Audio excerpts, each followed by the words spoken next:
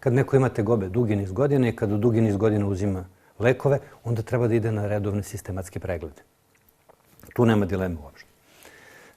Sa druge strane, nekada se mislilo kad su ovi lekovi lansirani da ne mogu, odnosno ne treba da se uzimaju više od 4 do 8 nedelja u kontinuitetu. Danas se zna da to nije tako. Veliki broj studija je napravljen sa pacijentima koji su ih uzimali godinama i vidjelo se da su oni relativno bezbedni. Šta znači relativno bezbedni? Jedan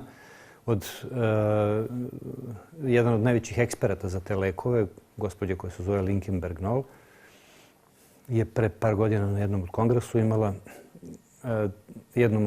imala 2 komentara koje sam ja zapisao zato što su oni paradigma uopšte rasprave na temu bezbednosti ovih lekova. Prva stvar je da pozitivan terapijski efekat ovih lekova prevazilazi dramatično sve potencijalne rizike.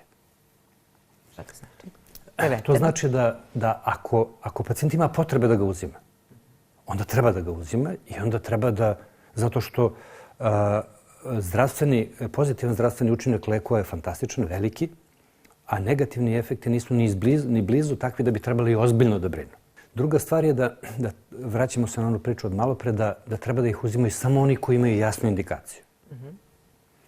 A ne na duge staze da uzimaju oni koji misle da to možda im pomogne samoinicijativno ili da se lek prepisuje sa jednog zdravstvenog izveštaja na drugi po automatizmu bez toga da se vodi računa zašto se baš propisuje i zašto pacijent to treba da uzima.